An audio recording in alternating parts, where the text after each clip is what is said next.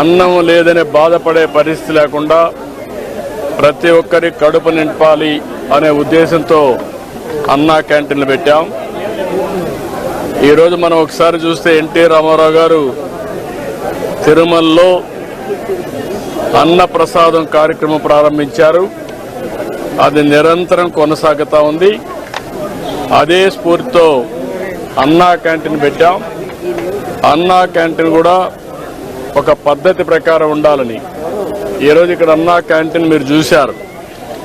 మామూలుగా ఏదో అన్నం పెట్టడం అంటే రోడ్డు మీద పెట్టడం, ఏదో దానం చేసినట్టు బిహేవ్ చేయడం కాకుండా పేదవాళ్ళు కూడా గౌరవప్రదంగా పౌష్టికాహారాన్ని, నాణ్యమైన ఆహారాన్ని పరిశుభ్రమైన వాతావరణంలో తినాలనే ఉద్దేశంతోనే ఈ కార్యక్రమానికి శ్రీకారం చుట్టాం. ఇది ఒక ఉదాహరణ. ఇక్కడ మీరు చూస్తే క్లీనినెస్ ఉంది, సెపరేట్ క్యాంపస్ ఉంది, కాంపౌండ్ వాల్ ఉంది. వచ్చిన వాళ్ళు ఎవరైనా సరే ఇక్కడ ఆ సమయంలో వస్తే మార్నింగ్ కానీ, మధ్యాహ్నం కానీ, రాత్రి కానీ 3 పూట్ల ఇక్కడ భోంచేసే పరిస్థితి వస్తుంది. 5 రూపాయలకే భోంచేస్తున్నారు. చాలామంది అనేక పనుల కోసం బయట వస్తారు. ఒక ఆటో డ్రైవర్ కావచ్చు, ఒక ముఠా కార్మికుడు కావచ్చు, లేకుంటే రోడ్లు క్లీన్ చేసే కార్మికులు కావచ్చు, లేకుంటే ప్రజలు కావచ్చు. ఇలాంటి వాళ్ళు చాలామంది ఉంటారు. ఎక్కడన్నా భోజనానికి పోవాలంటే 100 రూపాయలు మినిమం ఒక పూటకు డబ్బులు పే చేసే పరిస్థితి వస్తుంది. అక్కడ కూడా పౌష్టికాహారం దొరికే పరిస్థితి లేదు. ఇవన్నీ పరిష్కారం కోసం పెట్టాం. ఈరోజు ఇక్కడ ఏదైతే ఈ ఫౌండేషన్ ఉందో, మన అన్నా క్యాంటీన్ ఇస్కాన్ ఫౌండేషన్ చాలా మంచి వర్క్ చేస్తున్నారు. అది కూడా సెంట్రలైజ్డ్ కిచెన్ పెట్టి, అది కూడా చాలా పౌష్టికాహారం కానీ వెరైటీస్ కూడా పెంచి రుచికరమైన నాణ్యమైన ఫుడ్ పెట్టే పరిస్థితికి వచ్చారు. ఈరోజు రాష్ట్రంలో 269 అన్నా క్యాంటీన్లు పనిచేస్తున్నాయి. మొన్నే 62 ఓపెన్ చేశాం. ఇంకొక 5 కూడా తొందరలోనే ప్రారంభమవుతాయి.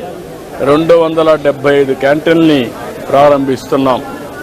ఈరోజు దీనికోసం నేను ఒకటే మా ఫ్యామిలీ, అందులో భువనేశ్వర్ గారిని మనస్ఫూర్తిగా అభినందిస్తున్నాను.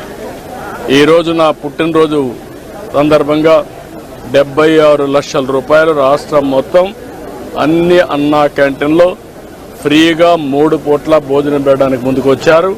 ఒక స్ఫూర్తిదాయకంగా నిలిచారు. ఈరోజు నేను ఒకటే ప్రజలందరికీ విజ్ఞప్తి చేస్తున్నా, ఇది ఒక స్ఫూర్తిదాయకమైన కార్యక్రమం.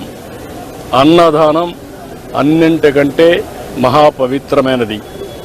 అలాంటిది మనందరం కూడా గుర్తుపెట్టుకోవాల్సింది, మీరు ఒక పూట కానీ, లేకపోతే ఒక క్యాంటీన్లో కానీ, ఒక రోజు కానీ, మీకు శక్తి ఉంటే మొత్తం కానీ, మీకు తోచిన విధంగా అన్నదాన కార్యక్రమంలో మీరు భాగస్వాములు కావాలని పిలిపిస్తున్నా. ఇది ఒక స్ఫూర్తికి ఒక ప్లాట్ఫామ్. ఇది ఏదో నేను ఎవరిని బలవంతం చేయడం లేదు. వాళ్ళందరినీ కోరుతున్నాను, మనందరం కలిసి ఒక స్ఫూర్తి ప్రదాతలుగా తయారు కావాలి. ఈ రాష్ట్రంలో ఏ వ్యక్తి ఆకలితో బాధపడుతున్నాడు అనే పరిస్థితి రాకూడదు. ఆంధ్రప్రదేశ్ అన్నపూర్ణ, ఒకప్పుడు దేశానికే అన్నం పెట్టిన రాష్ట్రం. ఈరోజు మన రాష్ట్రంలో ఏ ఒక్క వ్యక్తి ఆకలితో బాధపడకుండా కడుపు నిండా తిండి పెట్టే పరిస్థితి మనం తీసుకురావాల్సిన అవసరం ఉంది. ప్రభుత్వం పెట్టలేక కాదు, ప్రభుత్వం పెట్టగలుగుతాం. దానికంటే ముఖ్యంగా ఒక స్ఫూర్తికి ఇది ఒక ప్లాట్ఫామ్గా తీసుకుని మీరందరూ భాగస్వాములు కావాల్సిన అవసరం ఉంది. ఇది ప్రజా ఉద్యమంగా ముందుకు పోవాలి. నేను అందుకే P4 తీసుకొచ్చాను. P4 కూడా ప్రభుత్వం, ప్రైవేట్, పబ్లిక్ భాగస్వామ్యం. అందులో అన్నా క్యాంటీన్ కూడా ఒకటి. ఇది ఒకటే కాదు, డబ్బులుండే ప్రతి ఒక్కరు కూడా టాప్ 10%, బాటమ్ 20%ని అన్ని విధాలా ఆదుకోవాలి. అందుకే పేరు కూడా MBK అని పెట్టాను. మార్గదర్శి బంగారు కుటుంబం 10-20, 10-20, పైనుండే 20 మంది, 10 మంది, కింద నుండే 20 మందిని అనునిత్యం ఆదుకునే కార్యక్రమం చేయాలి. అది కూడా ఒక పూట ఏదో ఇచ్చేయడం కాదు. ఒక పూట కాకుండా వాళ్ళని short term, medium term, long term ఈ 3 దృష్టిలో పెట్టుకొని మనతో సమానంగా వాళ్ళు పైకి తీసుకొచ్చే పరిస్థితి, అన్ని విధాలు ఆదుకుని సమాజంలో ఆర్థిక అసమానతలు తగ్గించే దిశగా అందరూ ఆలోచించాల్సిన అవసరం ఉంది. అదే నిజమైన ప్రజాస్వామ్యం, అదే సమాజానికి స్ఫూర్తి. అలాంటి కార్యక్రమంలో భాగంగానే ఈరోజు ఇక్కడికి వచ్చినప్పుడు నాకు చాలా సంతోషం కలిగింది. చాలామందితో ఇంటరాక్ట్ అయ్యాను. వాళ్ళ ఆనందం చూస్తే నాకు చాలా తృప్తినిచ్చింది.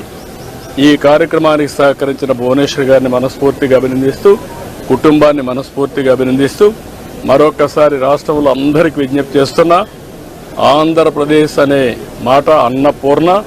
ఈ అన్నపూర్ణలో ఎవ్వడు కూడా ఆకలితో బాధపడకూడదు. గడిచిన ప్రభుత్వాన్ని చూశాం, ఇలాంటి బంగారు లాంటి క్యాంటీన్లు.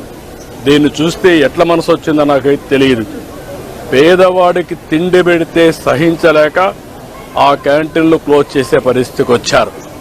మామూలుగా ఎవరైనా భోజనం పెడతామంటే వాళ్ళ మీద తప్పుడు కేసులు పెట్టి వాళ్ళు అరెస్ట్ చేసే పరిస్థితికి వచ్చారు. అంటే ఇది ఏమీ కాదు, వాళ్ళ యొక్క ప్రవర్తన, వాళ్ళ యొక్క మనస్సు యొక్క ఆలోచన విధానం. అంటే పేదవాడు తిండి తింటే కూడా భరించలేని వాళ్ళు రాజకీయాల్లో ఉన్నారంటే, పరిపాలన చేశారంటే రాష్ట్ర ప్రజానీకం గుర్తుపెట్టుకోవాల్సిన అవసరం ఉంది.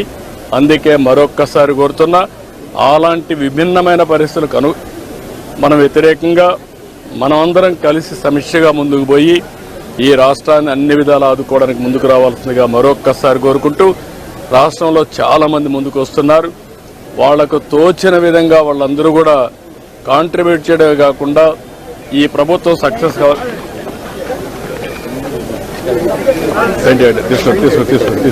తీసుకెళ్ళండి పెయింట్ తీసుకెళ్ళండి.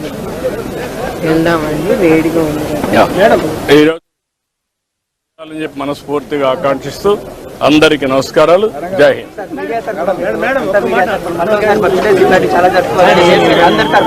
Thank you.